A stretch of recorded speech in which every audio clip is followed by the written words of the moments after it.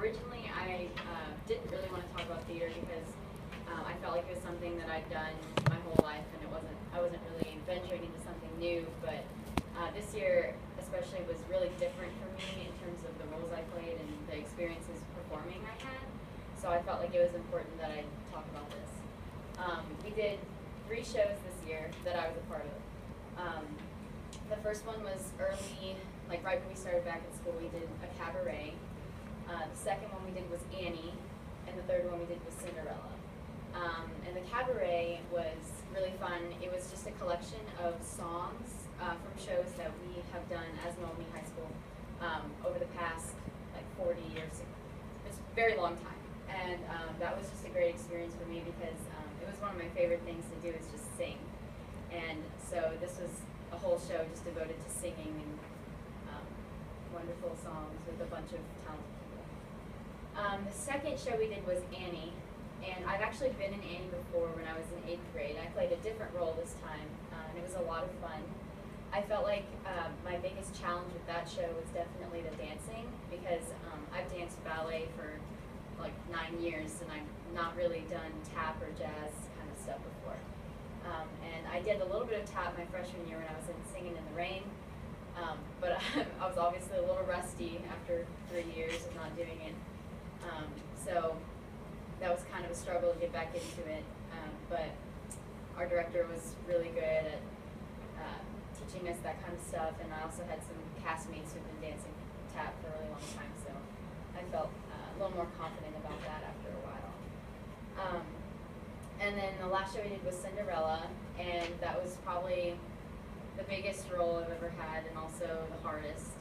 Going into it, I didn't really think it was going to be as hard as it was going to be because it's a big singing role, and that's something I feel pretty confident in. But acting is definitely the lowest. I'm least confident in acting as I am dancing and singing. So it was really hard for me to get into that role, and it took a really long time for me to feel confident with it.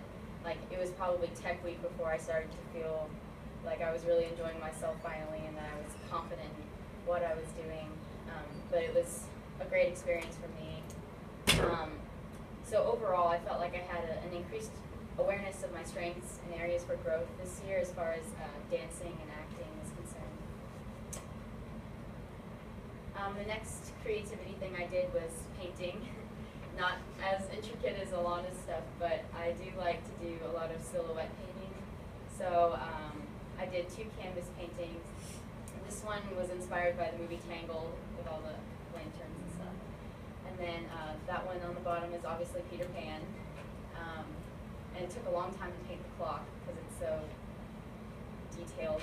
And then I got into ceramic painting. So Earth and Fire is over on Charlestown Road, and I really love going there and painting like mostly mugs, as you can see. And also kind of Disney themed still. So this one's Winnie the Pooh hanging from a balloon. I don't know if you can see it very well.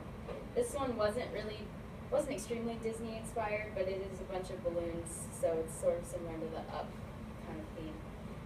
This one is Mickey and Minnie Valentine kind of mug. And then this one I did recently, and it's just the chemical caffeine.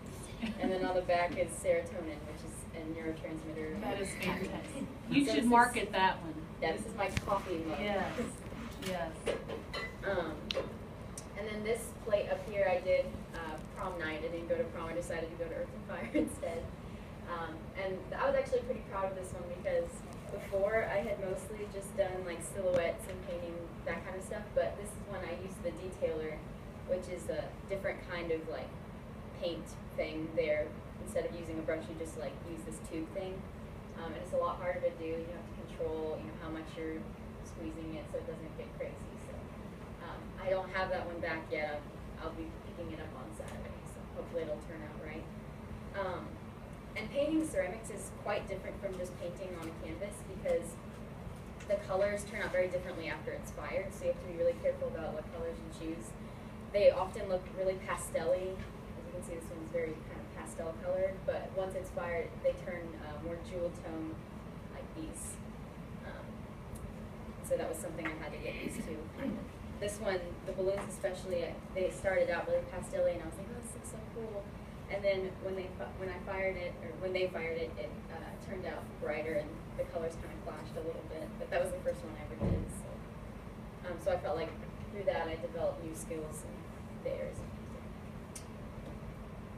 And so for my action, I did ballet, which is something I did for a really long time when I was a kid. I went from the time I was like 6 to when I was 13. But then I quit and I decided to start doing more theater related things, and I wanted to do tennis and that kind of stuff. But I decided, I think it was the end of my sophomore year, that I kind of wanted to start it up again. And I went back, first I went to another studio, then I went back to the studio I originally danced at for a really long time. And it's been a lot of fun.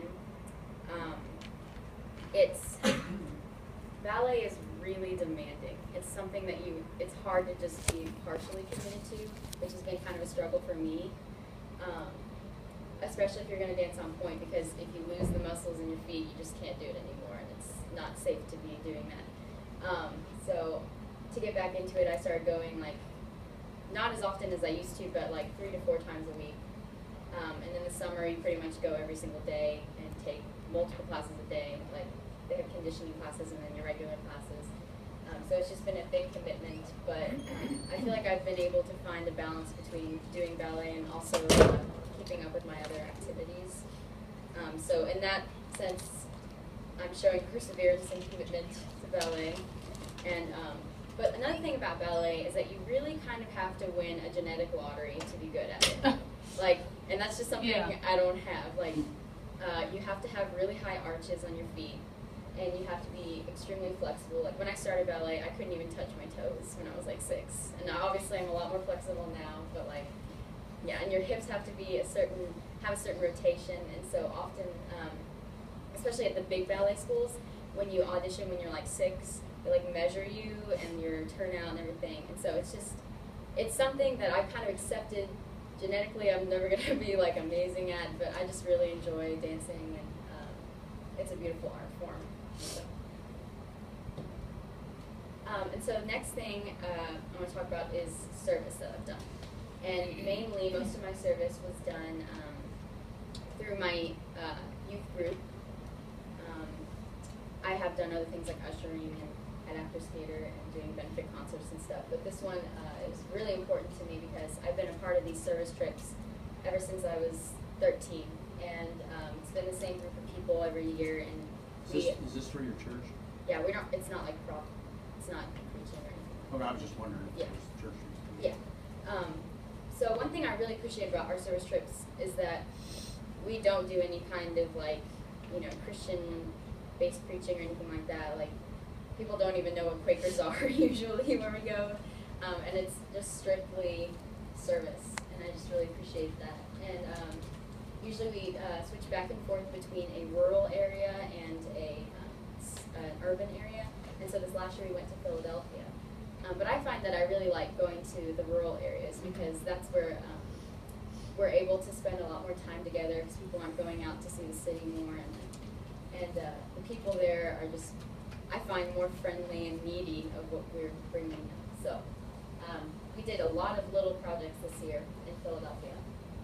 The first place we went was this share food distribution place. So they send food to a lot of different shelters or places where people can just come and pick up big bags of groceries for their family. And so what we did there was a lot of sorting of fruits and vegetables, gardening, weeding, and one of the worst / most interesting things we did was they had a giant crate of rotten squash in their fridge. And they were like, "Can you guys clean that out for us?" And we were like, "I guess so." So we went there. It was so gross. And you'd pick up the boxes and they were wet and they would just break and fall all over your feet. It was disgusting. But we got rid of it and they were really grateful for service. Now, was this in the summertime? Yes. Okay. And so that was just a lot of fun. One thing that I appreciated about this place was that they gave a lot of nutritious and even organic food to these people who needed food. And I've heard of a lot of food banks giving out like potato chips and gravy and things that aren't necessarily healthy just because they're so cheap. Right. But I just thought that was great that they're giving you such substantial food. The next thing we did was the Togami Rivershed project asked for our help, and so we went into a neighborhood and picked up a lot of trash. This is all the bags of trash we picked up from like 2 or 3 blocks of streets, and we labeled storm drains, and we handed out flyers to people about the Togami Rivershed project, and it was interesting. Like it was there's a lot of litter on the ground.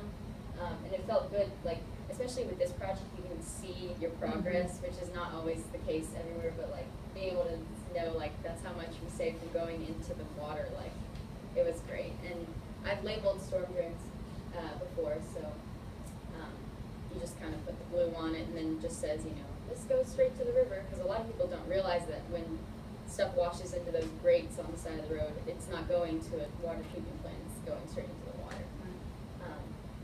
And then we got to go see the river and like what we were saving, so that was pretty cool.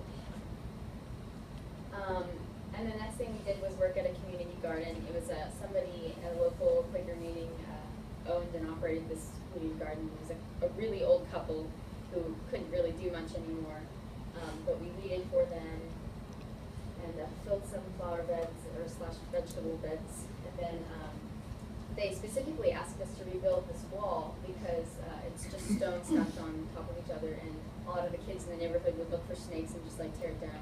And they didn't seem mad about that. They were just like, yeah, we just need to rebuild it every once in a while. So we'll help them do that. How many of you were there? I think there were about 10. Okay. I think there were 11. And high school kids? Yes. So one of my favorite parts of this trip was when we went to the Philly 8th thrift store. And it's just this little thrift store in the middle of this kind of artsy part of town. And all of the money they make that they don't have to spend on, like, you know, paying their workers and keeping the store clean and stuff, they send to organizations that benefit people with AIDS and HIV.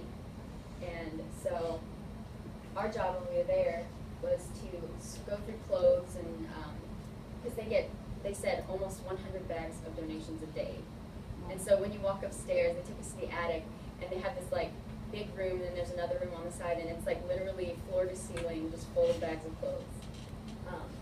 And so because they have so many clothes, they have to be really picky about what they sell. And so our job was to sort through that and see what was actually good and could be thrifted and what needed to be thrown in the fabric box. And so they were really picky about what they decided to sell. So you couldn't have things that were too pilly. You couldn't have things with animal hair. If they had pit stains or anything like that, they wouldn't take it. Even like a tiny pole was just like not okay. And so everything that could be sold, we put in those like a bin, and then everything else went into another bin, and they sold that fabric for like, I think it was several cents per pound or something. So they didn't make much off of it, but at least it was being reused. They weren't just like throwing it away. And it was, the day we went was actually like National HIV Awareness Day or something. And so they had a truck out front that was giving out free HIV testing and stuff. So that's interesting. Oh, and I have learning outcomes for that trip. So for planning and initiating activities, we all worked together to plan the trip. I'm presiding clerk of the group, so, and then we have another clerk who's more in charge of care and nurture of the group, but also helps to plan things. And we usually split into committees to work on like what kind of food we're gonna bring. We just cook for ourselves, we don't eat out really. We plan where we're gonna stay for the week, usually at a Quaker meeting in the area if we can find one. And all those kinds of things. And obviously working collaboratively with others, we all have to work together to finish the tasks. And usually we do a great job with that. We don't fight too much. Engage with issues of global importance. I felt, especially with the shared food bank, that's world hunger is obviously a huge issue, but also organic farming and sustainable farming and that kind of thing was apparent. Also with the watershed project, reducing pollution, pollution affects the entire world, so that was also important. and also the ethical implications.